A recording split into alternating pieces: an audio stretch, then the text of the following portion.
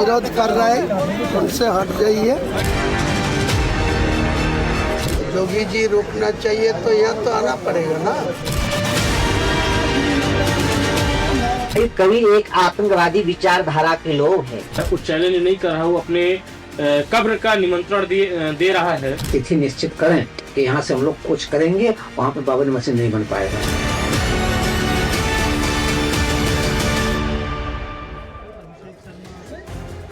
नमस्कार, news room से आप देख रहे हैं सवाल इंडिया का। आपके साथ मैं हूँ मीनाक्षी गणवाल। तो आज शुरुआत में हम बात कर रहे हैं पश्चिम बंगाल की, क्योंकि जिस दिन को लेकर लगातार सवाल उठ रहे थे कि 6 दिसंबर को बाबरी मस्जिद की नींव ममता के बागी नेता हुमायूं कबीर ने रखी, नई पार्टी तक का निर्माण किया, आज वहां पर काम शुरू हो गया। लेकिन इससे पहले ही राजनीतिक बयानबाजियां, संत समाज की नाराजगी, आक्रोश और भारत में जिस तरह की राजनीतिक प्रतिक्रियाएं आ रही हैं वो आज आपको जरूर सुननी चाहिए। और इसीलिए सवाल इंडिया में आज ये है हमारी लीड स्टोरी। योगी आदित्यनाथ ने कल ये कहा कि बाबरी को लेकर कयामत तक आप सोचते रहिए कुछ नहीं हो पाएगा, लेकिन आज उन्हें चैलेंज दे दिया है हुमायूं कबीर ने, ये कहते हुए कि हिम्मत है तो मुर्शिदाबाद में ये बयान देकर दिखाइए।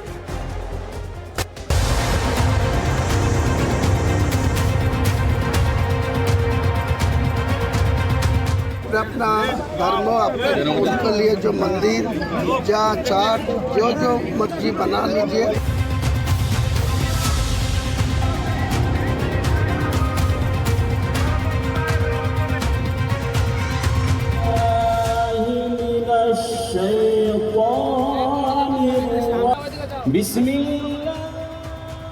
और इसी के साथ पश्चिम बंगाल के मुर्शिदाबाद के बेलडांगा में बाबरी मस्जिद के निर्माण का काम शुरू हो गया। तृणमूल कांग्रेस से निकाले जाने के बाद 6 दिसंबर को हुमायूं कबीर ने बाबरी मस्जिद की नींव रखी थी। इसके करीब 2 महीने बाद बाबरी मस्जिद का निर्माण शुरू हो गया।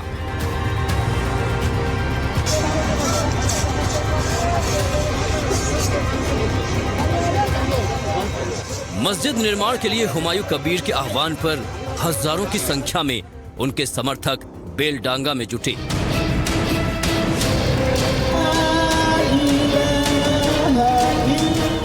सबसे पहले कुरान पढ़ी गई और उसके बाद मस्जिद के निर्माण के लिए खुदाई का काम शुरू कर दिया गया। खुदाई के काम के लिए एक साथ कई बुलडोजर लगाए गए हैं। चूंकि मस्जिद के निर्माण का काम शुरू होना था, इसके लिए हुमायूं के समर्थकों ने पहले से ही जबरदस्त व्यवस्था की थी। बांस बल्ली के साथ टेंट भी लगाए गए थे ताकि लोग एक साथ बैठकर कुरान पढ़ सके।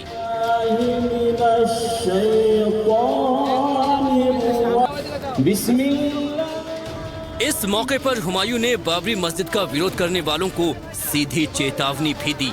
साफ कहा कि जो लोग विरोध कर रहे हैं वो सामने से हट जाएं। जो विरोध कर रहे हैं उनसे हट जाइए। अपना धर्म अपने उनके लिए जो मंदिर जा चाट जो मर्जी बना लीजिए। कोई मेरा इस्लाम की तरफ में कोई विरोध नहीं करूँगा, लेकिन मेरा इस्लाम का हक है कि अल्लाह को खुशी करने के लिए, मेरा इबादत करने के लिए ये मस्जिद बनाने का। बाबरी मस्जिद के निर्माण के लिए हजारों की संख्या में लोग जुटे। इसमें कई लोग खुद अपने हाथों से ईंटें ले जाकर रख रहे थे।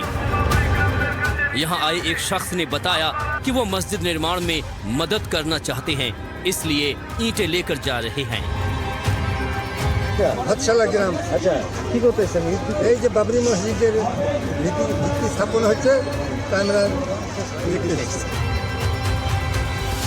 ये तस्वीर देखिए, एक साथ रखी गई ये ईंटें लोगों की तरफ से लाई गए हैं। लोगों ने अपने घरों से ईंटें लाकर यहाँ इकट्ठा किया है, जिसका मस्जिद निर्माण के लिए इस्तेमाल किया जाएगा।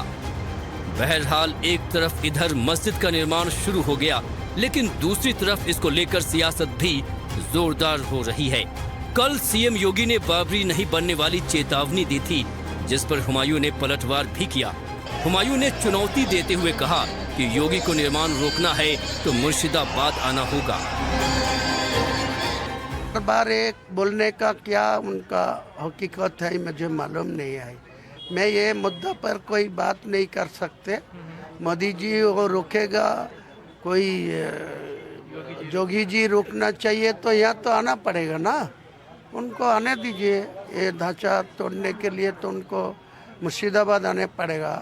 बेलडंगा में जहाँ हो रहा है बाबरी मस्जिद, यहाँ तो पहुँचना पड़ेगा ना। वो आएगा उसी टाइम, क्या होगा वो बाद में। मस्जिद का निर्माण तो शुरू हो गया है। लक्ष्य रखा गया है कि इसे 2 साल में बनाकर तैयार कर लिया जाए। लेकिन सबसे बड़ा सवाल ये कि टीएमसी से निकाले गए हुमायूं इस मस्जिद के जरिए ममता का कितना राजनीतिक नुकसान करते हैं और इसका बीजेपी को कितना फायदा मिलता है। चुनाव में इस गणित पर सबकी नजर होगी। Bureau report, NDTV India. तो योगी आदित्यनाथ यूपी में बाबरी मस्जिद के खिलाफ बयान दे रहे हैं, लेकिन बीजेपी के आलोचक, विरोधी विपक्ष के नेता कह रहे हैं कि हुमायूं कबीर तो बीजेपी के ही इशारे पर काम कर रहे हैं। लेकिन इस सब के बीच उत्तर प्रदेश में अयोध्या के संत समाज इस बात पर आक्रोशित है जिस तरह से मुर्शिदाबाद में मस्जिद का निर्माण हो रहा है। इस पर करपात्री महाराज ने क्या कहा, आपको दिखाएंगे कि बाबरी की ईंट तोड़कर हुमायूं की कब्र बना देंगे। तो वहीं अयोध्या के संत सीताराम दास ने कहा कि हुमायूं बाबरी नहीं, जहन्नुम की तैयारी कर रहे हैं। कवि एक आतंकवादी विचारधारा के लोग हैं। ये नित्य निरंतर देश में अराजकता फैलाना चाहता है। अंतरराष्ट्रीय षड्यंत्र और फंडिंग के बदौलत जिस प्रकार का वह कुचक्र रच रहा है, साजिश कर रहा है, और पूज्य योगी आदित्यनाथ जी को चैलेंज देने का काम न करो। तुम बाबरी मस्जिद नहीं, तुम अपना जहन्नुम की तैयारी कर रहे हो। उस बाबर के नाम पर जो है भारत के जमीन पर कब्र भी नहीं रहेगा। जिस तरह से सनातनी कार सेवक साधु संतों ने उस कलंकित ढांचा को ध्वस्त करने का काम किया था, अगर कदाचित उसके नाम पर एक ईंट भी रखोगे तो उसको भी ध्वस्त करने का काम किया जाएगा। हुमायूं कबीर मुख्यमंत्री जी को जो चैलेंज कर रहा है, वो चैलेंज नहीं कर रहा, वो अपने कब्र का निमंत्रण दे रहा है। और मैं मुख्यमंत्री जी से भी कहूंगा कि हम लोगों का साथ दें और हम सभी लोग अयोध्या से मुख्यमंत्री जी को चैलेंज ना दे करके सभी सनातनियों को, सभी साधु संतों को चैलेंज कर रहा है हुमायूं कबीर। और हम सभी साधु संत अयोध्या से निकल करके पश्चिम बंगाल की धरती मुर्शिदाबाद जा करके और पुनः बाबरी मस्जिद को समाप्त करके, ध्वस्त करके, और पुनः उसी ईंट से हुमायूं कबीर का कब्र जीते जी उसका कब्र बनाने का काम करेंगे। बाबर नाम पे कोई मशीन नहीं पाएंगी। आज अयोध्या से जगत गुरु जी स्वामी करपाती महाराज में आह्वान करता हूँ कि हिंदुस्तान के जरिए संत हो, अगर संत हो तो निश्चित करके एक डेट फिक्स करें और डेट फिक्स करके अयोध्या के सरयू किनारे से माँ सरयू जी का जल ग्रहण करके शीघ्र से यहाँ से पदयात्रा करें और पदयात्रा करते हुए वहां पहुंचे और बाबर की जो बना रहा है हुमायूं जी कबीर, उसकी एक एक ईंट उठा करके उसकी वहीं पे कब्र बना दिया जाए। आइए बढ़ते हैं आगे, आपको कुछ राजनीतिक बयान भी दिखा देते हैं इस पूरे घटनाक्रम को लेकर। कांग्रेस के सांसद इमरान मसूद क्या कह रहे हैं कि कैसे हुमायूं कबीर जो हैं वो देश को नफरत की आग में झोंक रहे हैं। तो वहीं पश्चिम बंगाल से शुभेंदु अधिकारी ने कहा कि हम अगर सरकार में आ गए तो बाबर का नामो निशान मिटा देंगे। बाबर और मुगल का नाम लिखना ये सीधा सीधा भारतीय की अपमान है। इसलिए बीजेपी को लाना चाहिए। बीजेपी अप्रैल महीने में सरकार बनाएगा तो बाबर का नाम निशान मिटाने का काम बीजेपी करेगा। मस्जिद के नाम का वो फायदा उठाना चाहते हैं और बाबर के नाम का तो बिल्कुल कुछ होना ही नहीं चाहिए। हमने इससे पहले भी विरोध किया था, आज भी कर रहे हैं कि बाबर कोई हमारा मसीहा नहीं है, बाबर का नाम होना भी नहीं चाहिए। बाबर एक बादशाह था। हुमायूं कबीर और जिस अंदाज में वो राजनीति कर रहे हैं उसे लेकर श्री कृष्ण जन्मभूमि संघर्ष न्यास के अध्यक्ष ने भी उन पर निशाना साधा है और एक बड़ा बयान दिया। उन्होंने कहा कि हुमायूं कबीर की जो नाक काट कर लाएगा उसे 21 लाख रुपए का इनाम दे देंगे। हुमायूं कबीर बाबरी मस्जिद बनाकर संपूर्ण सनातनियों का अपमान करना चाहता है। अरे तुझे मस्जिद बनानी है तो रस खान के नाम से बना, अब्दुल कलाम के नाम से बना। बाबर तो देशद्रोही था। उस सनातनी हिंदुओं के विरोधी बाबर के नाम से तू यदि मस्जिद बनाएगा तो क्या सनातनी सहन करेंगे? क्या हम हिंदुस्तानी सहन करेंगे? मेरा सभी सनातनी भाइयों से अनुरोध है कि जो भी सनातनी भाई इस हुमायूं कबीर की नाक को काटेगा उस सनातनी हिंदू को श्री कृष्ण जन्मभूमि संघर्ष न्यास की तरफ से 21 लाख रुपए का इनाम दिया जाएगा। इस बीच आज एक बड़ी खबर आई। केंद्र सरकार ने वंदे मातरम के लिए नए दिशा निर्देश जारी किए हैं और अब सरकारी कार्यक्रमों, स्कूलों और महत्वपूर्ण आयोजनों में इसके जो सभी 6 छंद हैं उन्हें बजाना अनिवार्य होगा। अभी तक शुरू के जो पहले 2 छंद हैं वो गाए जाते हैं। लोगों को राष्ट्रगान की तरह ही खड़े होकर सम्मान देना होगा। हालांकि सिनेमा हॉल के लिए नियम लागू नहीं होंगे। गृह मंत्रालय का यह फैसला गीत को उसकी मूल शक्ति के साथ वापस लाने का प्रयास है, जिसे जन गण मन राष्ट्रगान के तुरंत बाद बजाया जाएगा। लेकिन विपक्ष को यह कबूल नहीं है। विपक्ष ने इस आदेश के खिलाफ मोर्चा खोल दिया और सरकार के सहयोगी दल फैसले की प्रशंसा कर रहे हैं। तो विपक्ष का कहना है बंगाल में चुनाव नजदीक है, भावनात्मक मुद्दे को उछाल दिया गया है। वंदे, वंदे, वंदे कोई गान किसकी पहले गाया जाएगा, कोई लास्ट में गाया जाएगा, इसका कन्वेंशन का थोड़ा वो साजिश दे सकते। सिर्फ चुनाव की वजह से, वरना तो जब वंदे मातरम गा के कांग्रेसी जेल जा रहा था। वंदे मातरम की चर्चा के बाद देश की जनता को सही तथ्य सामने आए थे वंदे मातरम को लेकर। ये भारत की अस्मिता, भारत की पहचान, भारत की पुरानी परंपरागत परिपाटी का अनुपालन का एक सुनहरा अवसर है।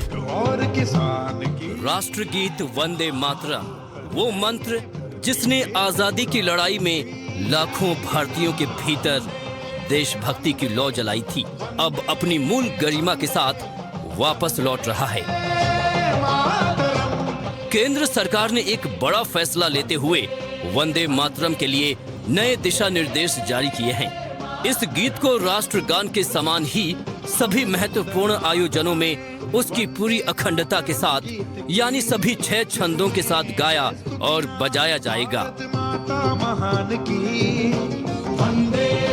वंदे, वंदे, वंदे। नए दिशा निर्देशों के मुताबिक अब स्कूलों, कॉलेज और सरकारी समारोहों में इसे बजाना अनिवार्य होगा। हालांकि सिनेमा हॉल में ये नियम लागू नहीं होंगे और सरकार ने फैसले से इसे छूट दी है। सबसे महत्वपूर्ण बात यह है कि इसे राष्ट्रगान जन गण मन के तुरंत बाद बजाया जाएगा और गीत के पूरे 6 छंद बजाए जाएंगे, जिनमें से 4 छंद 1937 में कांग्रेस ने हटा दिए थे। सरकार का मानना है कि इससे गीत की वो मूल शक्ति वापस आएगी जो समय के साथ संक्षिप्त संस्करणों के कारण पीछे छूट गई थी। वंदे, वंदे, वंदे। लेकिन सवाल है, राष्ट्र भावना के स्वर में सियासत की आवाज क्यों मिल रही है? वंदे मातरम गीत की। गृह मंत्रालय के इस फैसले से कुछ विपक्षी दलों और मौलानाओं को ऐतराज है। उन्हें आपत्ति है कि सरकार ने पश्चिम बंगाल चुनाव में माइलेज लेने के लिए ऐसा किया है।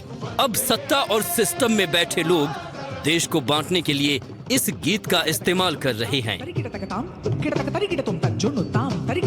कि मैं इस पे बहस नहीं कर सकता हूँ, क्योंकि इन सब चीज़ों पे बीजेपी चाहती है कि कोई जोर से बोल दे, कोई उसको विरोध कर दे, हम इसको पोलराइज कर दें। इनका हर मकसद सिर्फ एक ही है कि ऐसी चीज़ लाओ जिसमें हिंदू और मुस्लिम का आपस में कन्फ्रंटेशन हो, आपस में कुछ न कुछ आपस में कुछ उनकी लड़ाई शुरू हो जाए, खिंचातानी शुरू। मेरे ख्याल से गलत है, आपत्तियां नहीं, गलत है, बिल्कुल गलत है। वो जानबूझ के उनका चला है। उनका ये इस देश के ऊपर प्रेम नहीं है, उनको कहाँ न कहाँ अपनी सत्ता के ऊपर प्रेम है और सत्ता के जरिए, हिंदुत्ववाद के जरिए सत्ता काबिज करना, इतना ही इनका काम है। हमारा संविधान, उस संविधान को देखते हुए सत्ता में बैठे हुए लोगों को कोई आदेश निर्देश जारी करना चाहिए।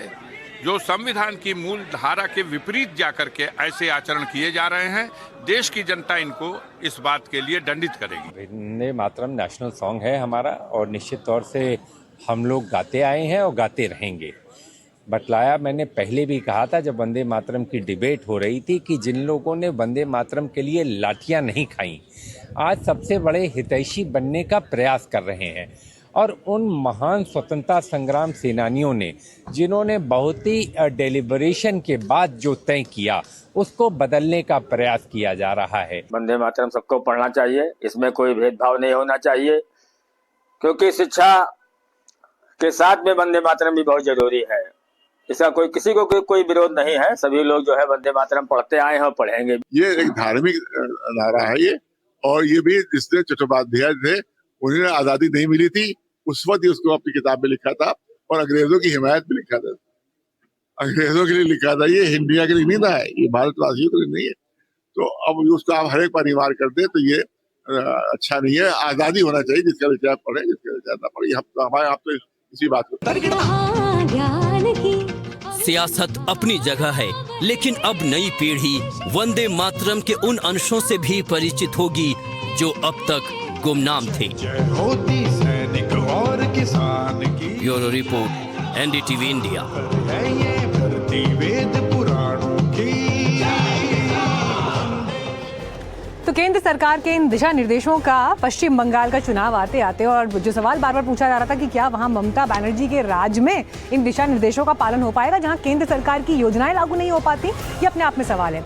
लेकिन इन सबके बीच सबसे बड़ा सवाल इंडिया का, देश की संसद सुचारू रूप से चल पाएगी नहीं चल पाएगी, आम जनता के लिए काम हो पाएगा नहीं हो पाएगा, क्योंकि सत्ता पक्ष और विपक्ष के टकराव में ये सवाल फंसा हुआ था। राहुल गांधी को न बोलने देने का विषय इस कदर हावी हो गया था। आज राहुल गांधी सदन में बोले, लेकिन अपने भाषण के दौरान उन्होंने प्रधानमंत्री पर यह आरोप लगाया कि उन्होंने देश बेच दिया, जिसका पुरजोर तरीके से जवाब देते हुए किरण रिजिजू ने कहा कि कोई माई का लाल देश नहीं बेच सकता।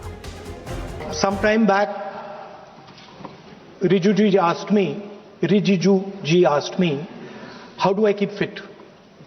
You recall that? And I mentioned to him that I do jujitsu, I do martial arts. नेता विपक्ष राहुल गांधी ने लोकसभा में अपने भाषण की शुरुआत में मार्शल आर्ट की बात की। और चोक का फोकस गला होता है, तो हम बजट की बात कर रहे हैं थोड़ा, तो फोकस बजट पे ही बात हो रही है, आ रहा हूं। तो राष्ट्रपति के भाषण पे नहीं बोले थे, वो बात भी बोल ले रहे हैं, कोई दिक्कत नहीं। Thank you. तो पूरा फोकस ग्रिप पे होता है, ग्रिप से लड़ाई शुरू होती है और ग्रिप से हम चौक में जाते हैं। सर, करते हुए जब आदमी के हाथ में चोक आ जाता है, ग्रैपलिंग में जो ओपोनेंट होता है उसकी आंख में दिख जाता है कि बात समझ आ जाती है कि अब मैंने इसको पकड़ लिया है। और होता क्या है सर, वो रेजिस्ट करता है, पहले 2-3 बार ऐसे रेजिस्ट करता है और फिर उसको भी पता लग जाता है कि मैं गया, और फिर वो वहां पे बात खत्म हो जाती है और फिर वो सरेंडर करके ऐसे टैप कर देता है। सर ये लक्ष्य होता है। चोक, ग्रिप, टैप और ग्रैपलिंग तक तो सब ठीक था, लेकिन राहुल मार्शल आर्ट से आगे बढ़ गए और वहां तक पहुंच गए जहां सदन में हंगामा होना ही था। Mister Rahul, that you have sold India. Are you not ashamed of selling India? Do you have no shame of selling India? You have sold our mother, Bharat Mata. Do you have no shame? But sir, the interesting thing is, I know that the Prime Minister would not sell India under normal circumstances. He will not do it. You know why he sold India? Because they are choking him. Mr. Rahul, address to the chair, please. He has sold India because they are choking him. They've got a grip on his neck. Speaker साहब, मैंने बोला जब चोक लगाते हैं दूसरे व्यक्ति की आंख में देखते हो तो डर दिखता है सर, पीएम की आंख में डर दिखता है, दिख रहा है सर आंख में आंख नहीं मिला पाते हैं। आज तक कोई माई के लाल पैदा नहीं हुआ जो भारत को सेल कर सकता है, कोई खरीद सकता है, नहीं हो सकता है। और आपने प्रधानमंत्री जी को कहा, मैं दावे के साथ कहता हूं, इस देश का आज तक सबसे मजबूत प्रधानमंत्री नरेंद्र मोदी जी है।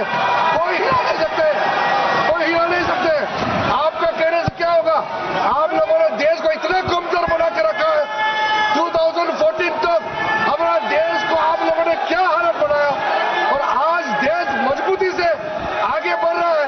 आप लोग खुश नहीं है। भारत आगे बढ़ने से कांग्रेस दुखी दुखी हो जाते हैं। राहुल गांधी भाषण देकर सदन से निकलने लगे तो सत्ता पक्ष ने आपत्ति जताई। 349-17 shall not leave the house immediately after delivering the speech. ये भागने के आदी है और अभी भाग गए हैं। पहले ये होता था कि हमारे भाषण के बीच में राहुल जी भाग जाते थे, अब तो ये स्थिति आ गई कि पहले भागना शुरू कर दिया। एक अरसा हुआ कि आप नींद से जागे ही नहीं। कितना बदल गया भारत मगर आप माने ही नहीं।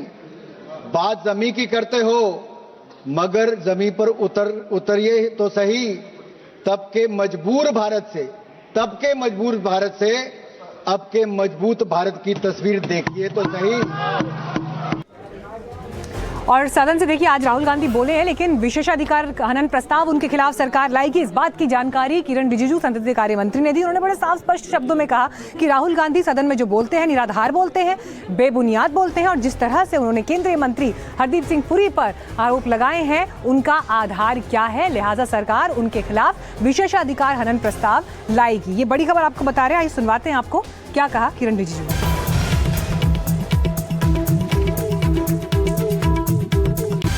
To file a notice, privilege notice against Sri Rahul Gandhi for misleading the House and also making baseless statement.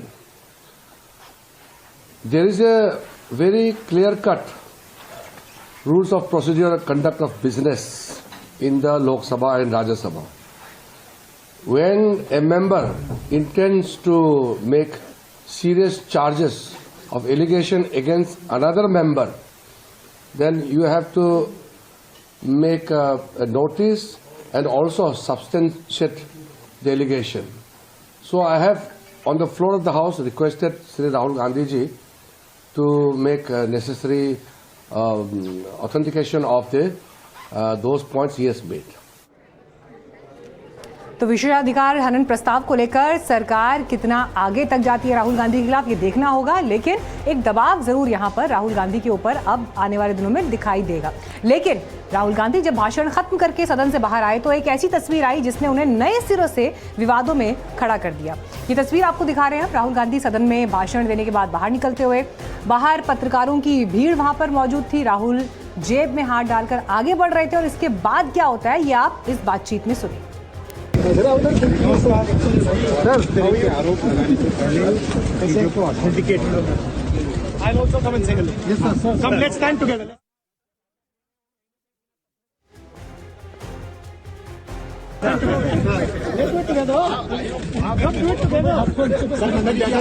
आपको लेकर कहीं बाइट दे रहे तो कह रहे थे कि आप बिना डाटा दे रहे हो, कहीं ना कहीं बिना तथ्यों के डाटा दे रहे हैं। देखिए मेरे पास डेटा है, मैंने कहा मैं ऑथेंटिकेट कर दूंगा। तो सत्ता पक्ष की तरफ से राहुल गांधी के ऊपर जो आरोप लगते रहते हैं बार बार, उन्हीं में एक और तस्वीर जो बीते दिन भी आपने देखी होगी, जब कांग्रेस और बाकी सांसद वहां प्रोटेस्ट कर रहे थे तो कांग्रेस छोड़कर बीजेपी में शामिल हुए मंत्री रणदीप सिंह बिट्टू उनके पास से गुजरे और उस बातचीत के दौरान जिस तरह से गद्दार शब्द का प्रयोग किया था उस पर सत्ता पक्ष ने कड़ी आपत्ति जताई। Traitor walking right by. Take a look at the face. That's what it looks like. Hello, brother. Sir थोड़ा आप अरे आप Don't worry, you'll come back.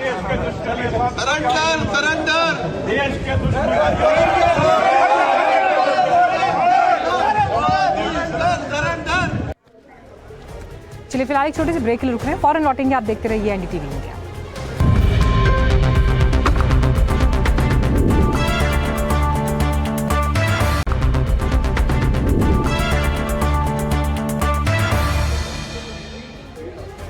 Break के बाद एक बार फिर आपका स्वागत है। आपको दिखाते हैं पाकिस्तान में योगी मॉडल की चर्चा को लेकर खबर क्या है। दरअसल आज उत्तर प्रदेश में विधानसभा में बजट पेश हुआ, जिसे योगी आदित्यनाथ ने बताया ये महिलाओं का, किसानों का, गरीबों का बजट है और कैसे ये बीते वर्षों की तुलना में 12.9% ज्यादा है। लेकिन अखिलेश यादव ने इसे उनका विदाई बजट बता दिया, ये कहते हुए कि 2027 चुनाव से पहले ये उनका आखिरी बजट साबित होने वाला है। लेकिन इस बीच एक वीडियो वायरल है पाकिस्तान में, और क्यों योगी मॉडल की चर्चा है देखिए।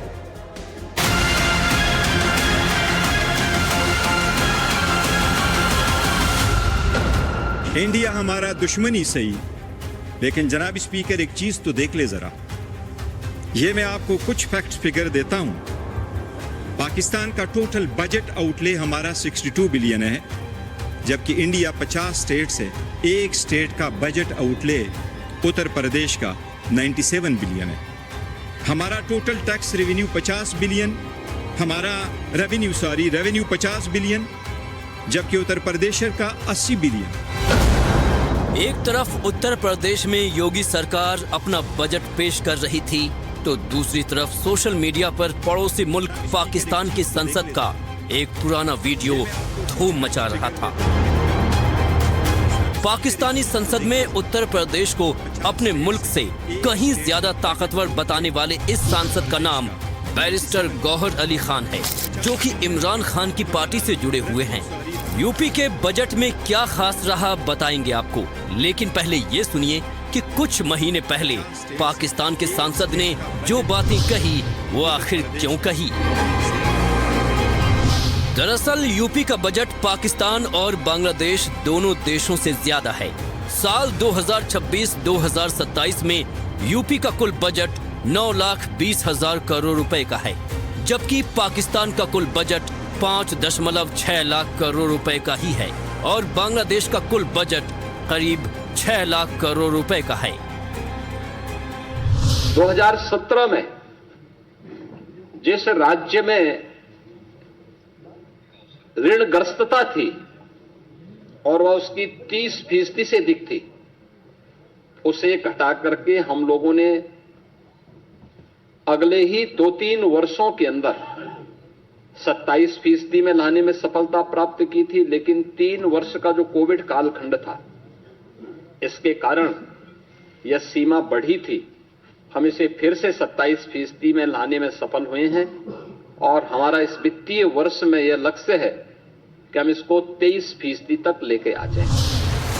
यूपी के वित्त मंत्री सुरेश खन्ना ने जो बजट पेश किया, उसमें मुख्यमंत्री शहरी विस्तार और नए शहर प्रोत्साहन योजना के लिए 3500 करोड़ रुपए का प्रावधान किया गया है। इसी तरह सभी प्राथमिक स्कूलों को स्मार्ट स्कूलों में बदलने के लिए 300 करोड़ रुपए, मथुरा में नए डेयरी प्लांट के लिए 23 करोड़ रुपए, अनाज भंडारण को लेकर नए गोदामों के लिए 25 करोड़ रुपए, परिषद स्कूलों के शिक्षकों और कर्मचारियों के लिए कैशलेस चिकित्सा सुविधा के लिए बजट में 358 करोड़ रुपए का प्रावधान किया गया है। स्थानीय व्यंजनों को बढ़ावा देने के लिए नई एक जिला एक व्यंजन योजना भी शुरू होगी, जिसके लिए 75 करोड़ रुपए आवंटित किए गए हैं। 9 वर्ष में 3 गुना से अधिक उत्तर प्रदेश का यह बजट बढ़ा है, यानी 9,12,000 करोड़ रुपए से अधिक का अब उत्तर प्रदेश की सबसे बड़ी आबादी का यह बजट आज उत्तर प्रदेश के विधानमंडल में प्रस्तुत हुआ है। और अगर बजट की मैं थीम कहूं तो यह सुरक्षित नारी, सक्षम युवा, खुशहाल किसान और रात को काम, तकनीकी निवेश से समृद्ध होता उत्तर प्रदेश के लिए समर्पित यह बजट 9 वर्ष के नवनिर्माण की एक नई गाथा को देशवासियों के सामने प्रस्तुत करता है। जब मुंह खोला तब बुरा बोला। पहली है, जब मुंह खोला तो बुरा बोला। ये विदाई बजट है और साथ ही साथ इसके भाजपा की विदाई भी तय है। उत्तर प्रदेश का बजट जो सरकार बता रही है कि 9 लाख करोड़ के ऊपर पहुंच गया है और ये अपनी उपलब्धि बता रही हैं। और ये मानना जाता है कि हर बजट पिछले बजट से बड़ा होता है। और सरकार जो खर्च करती है, आकार बड़ा होना और खर्च कितना किया, अगर हम तुलना करें पिछले बजट से और इस बजट से, तो जो एवरेज आ रही है वो 50% भी सरकार खर्च नहीं कर पा रही है। आइए बढ़ते हैं आगे। भारत के पड़ोसी देश बांग्लादेश में कल शाम तक करीब तय हो जाएगा कि सत्ता की कमान किसके हाथ में होगी, जिसका फैसला कल के अगले दिन यानी परसों दोपहर तक हो जाएगा। अब से महज कुछ घंटों के बाद यानी 12 फरवरी को बांग्लादेश में 13वां संसदीय चुनाव है, जिसमें मुख्य टक्कर दो ही दलों के बीच जमात इस्लामी बांग्लादेश और बांग्लादेश नेशनलिस्ट पार्टी के बीच है, जबकि पूर्व पीएम शेख हसीना की पार्टी अवामी लीग को इस चुनाव में भाग लेने से प्रतिबंधित कर दिया गया है।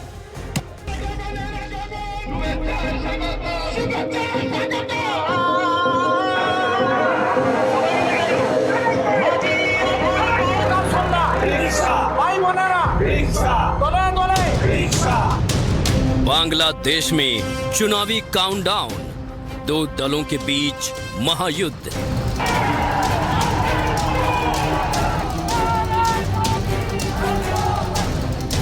हसीना के बाद पहला चुनाव, बदलेगा बांग्लादेश का भाग्य।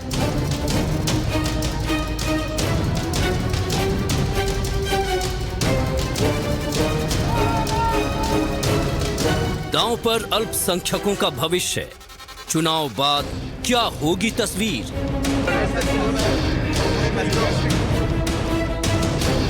बांग्लादेश का हर अल्पसंख्यक आज यही सोच रहा है कि चुनाव के बाद अपने ही देश में उनकी कैसी तस्वीर होगी।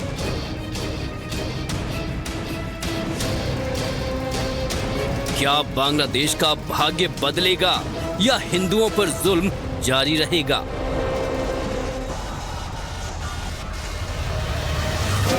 आने वाले चंद घंटों के बाद बांग्लादेश में संसदीय चुनाव होना है। इस चुनाव के लिए सरकार की तैयारी पूरी है। चप्पे चप्पे पर सुरक्षा कड़ी की गई है। दोनों दलों के नेता मैदान पर जी तोड़ मेहनत में जुटे हैं। एनडीटीवी की टीम भी बांग्लादेश के चुनावी मैदान पर जनता का मूड भांपने के लिए नॉनस्टॉप कवरेज कर रही है और पल पल की रिपोर्ट हम आप तक पहुंचा रहे हैं। यहां दो ही दलों के बीच मुख्य रूप से टक्कर है। पहला जमात इस्लामी बांग्लादेश, दूसरा बांग्लादेश नेशनलिस्ट पार्टी। दोनों ही दलों के नेता मैदान में डटे हैं, जबकि पूर्व प्रधानमंत्री शेख हसीना की पार्टी अवामी लीग इस चुनाव से पहली बार दूर है, क्योंकि यूनुस के नेतृत्व वाली अंतरिम सरकार ने अवामी लीग की गतिविधियों पर प्रतिबंध लगा दिया है और उन्हें आगामी चुनाव में भाग लेने से रोक दिया है। अभी बीते कुछ महीनों से पूरा हिंदुस्तान बांग्लादेश का हाल और वहां की स्थिति देख रहा है। कैसे अल्पसंख्यक हिंदुओं को चुन चुन कर निशाना बनाया जा रहा है। कट्टरपंथी किसी को आग के हवाले कर दे रहे हैं तो किसी की हत्या, और अल्पसंख्यकों पर जुल्म लगातार बरकरार है। अब इससे डरा हुआ है बांग्लादेश का हिंदू वर्ग। यहाँ हिंदुओं के लिए सबसे महत्वपूर्ण पूजा स्थल ढाकेश्वरी मंदिर है। एनडीटीवी ने इस मंदिर का दौरा किया और उन श्रद्धालुओं से बात की जो लक्षित हिंसा के बीच डर के माहौल में जी रहे हैं। अल्पसंख्यक अपनी सुरक्षा और वोट देने के कारण होने वाले संभावित प्रतिशोध को लेकर चिंतित हैं। थोड़ी सी बदल आ गई है मेरे जज्बात में, क्योंकि मुझे लगता है कि पहले जैसे मैं बाहर निकल सकती थी, अकेले घर से बाहर निकल सकती थी। अब ऐसा थोड़ा माहौल, थोड़ा मैं कहूँगी कि अब मुझे सुरक्षित नहीं लगता कि मैं घर से अकेले निकलूँ। जिस पार्टी के एमपी खुलेआम ये बोल रहे हैं कि हम औरतों को जॉब में नहीं घुसने देंगे, उनको घर में रहना चाहिए। जो पॉलिटिकल पार्टी खुलेआम ये बोल रहे हैं कि औरतें पे अगर आदमी हाथ उठाए तो वो ठीक है, वो जस्टिफाइड है, उस पार्टी को हम कैसे यकीन करेंगे जो खुलेआम बोल रहे हैं कि हम शरिया लॉ को इम्पोज कर देंगे, हम इस्लामिक स्टेट चाहते हैं। बांग्लादेश में हिंदुओं की मौजूदा स्थिति आपको बता देते हैं, क्योंकि यहाँ हिंदुओं की आबादी में भारी कमी आई है। बांग्लादेश में पहले 19% हिंदू आबादी थी, जो अब घटकर 9% रह गई है। बांग्लादेश के चुनाव में इस बार महिला और उसकी सुरक्षा भी एक बड़ा मुद्दा है। लिहाजा दोनों ही दल जमाते इस्लामी बांग्लादेश और बांग्लादेश नेशनलिस्ट पार्टी ने महिलाओं को मैदान में भी आगे रखा है और लोगों से वोट की अपील कर रही है। हम देखा है, आपको पता है कि जो चिटागंग जिला में जो रंगुनिया और बेशराय में जो हिंदुओं के ऊपर जो आग लगाया गया है, बल्कि यह नहीं है कि अंदर से वो जिंदरा लगा के, अंदर से सिटकनी लगा के आग लगा दिया गया। तो इससे ये प्रतीयमान होता है कि जो आने वाला चुनाव डर का माहौल है। बिल्कुल, ये एक पैनिक बनाने का एक प्रयास है। বাংলাদেশ জামাত ইসলামী নারীদেরকে মর্যাদা দিয়ে নারীদের জন্য একটা আলাদা বিভাগ রেখে স্বাধীনভাবে কাজ করতে দিয়েছে বলেই এই নারী জাগরণ। उधर बांग्लादेश के प्रमुख स्थानीय दैनिक अखबार प्रथम आलो की अलग ही रिपोर्ट है। अखबार की ओर से अक्टूबर 2025 में किए गए राष्ट्रीय जनमत सर्वेक्षण के नतीजे उसी साल 9 दिसंबर को प्रकाशित हुए, जिसमें पता चला कि लगभग 70% लोगों ने अवामी लीग की इन चुनाव में बिना शर्त भागीदारी की मांग की। 28% लोगों ने अवामी लीग की भागीदारी न चाहने की बात की, जबकि संभावित वोट हिस्सेदारी के संदर्भ में सर्वेक्षण से पता चला कि लगभग 66% लोग बीएनपी को वोट दे सकते हैं और करीब 26% लोग जमाते इस्लामी के पक्ष में हैं। पिछले 18 महीनों से जमाते इस्लामी बांग्लादेश की शासक है और मोहम्मद यूनुस उसके सर्वोच्च कमांडर हैं।